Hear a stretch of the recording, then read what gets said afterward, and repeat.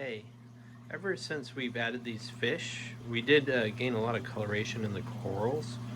They're a lot less pale than what they were, the polyp extension's better, and even growth is better on a few things. But we also have a lot more red slime algae or cyanobacteria.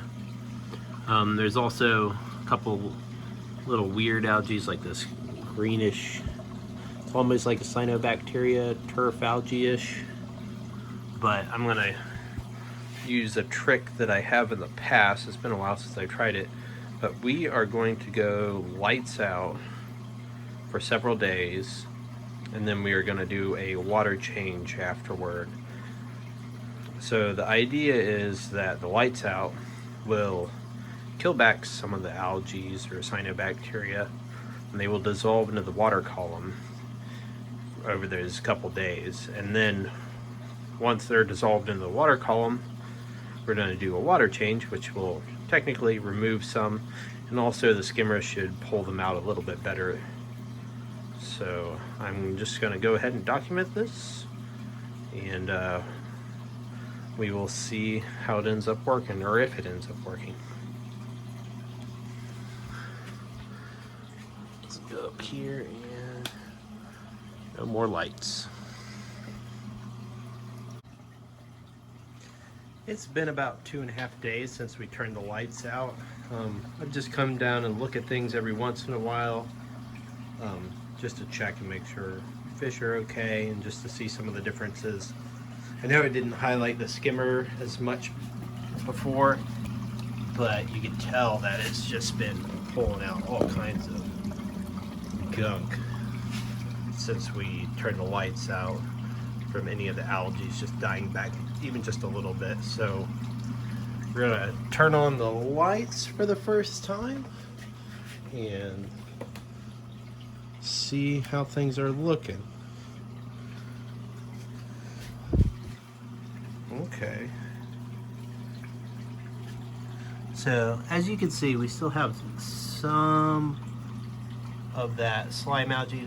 Looks like the candy cane kind of toppled over, but some of that algae has died back quite a bit, particularly over here, like on the Recordia rock right there. That was completely covered. So a lot of it died back, but we still have some. So what I'm going to do is, since it's the first time the lights have been on in a while, I'm just going to let everything settle for a minute, and then I'm going to go ahead and do a good sized water change.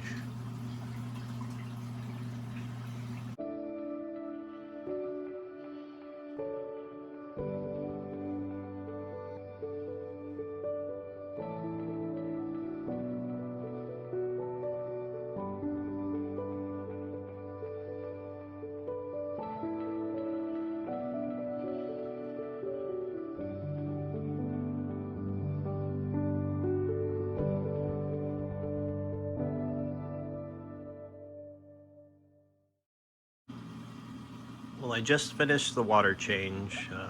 My water change routine, typically what I do is I scrape all the sides, and then I like to take a maxi jet power head and kind of blow off all the rock work. And this time I scraped the bottom.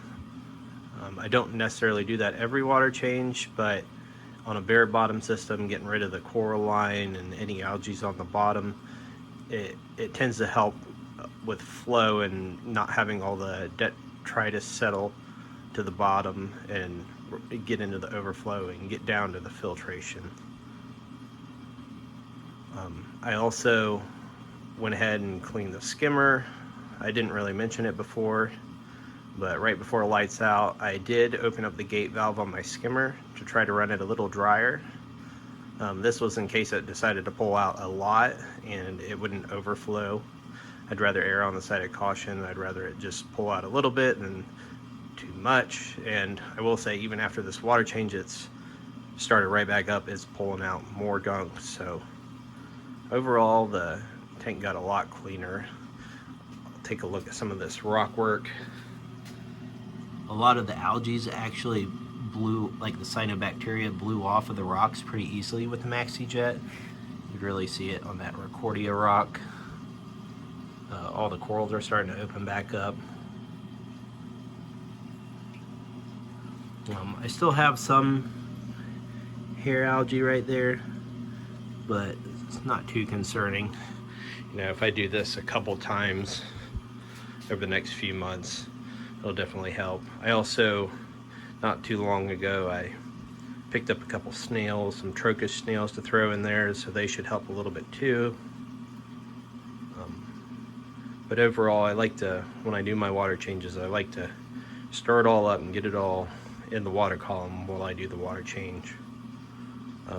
Right before I did the water change, actually on the bigger stuff that was floating around, I siphoned to my filter sock. That way I didn't have to use my water change water, and I was able to get a lot of the big stuff out into a filter sock and then worry about draining and replacing the water. Did about a 20-gallon water change, and this is about a 65-gallon system, so it was a pretty good sized water change. It should help overall quite a bit. So it's a method worth trying every once in a while. A lot of people ask, you know, is there an issue with turning the lights off for a couple days? It doesn't seem very natural. They worry about whether the corals will be okay, but the way I think about it, you know, there's storms out in the ocean that roll over reefs, and I'm sure it's pretty dark for several days, so I really doubt there's too much issues with going lights out for a couple days at a time. If you have any questions or you want to comment down below. Please like and subscribe, and thank you for watching.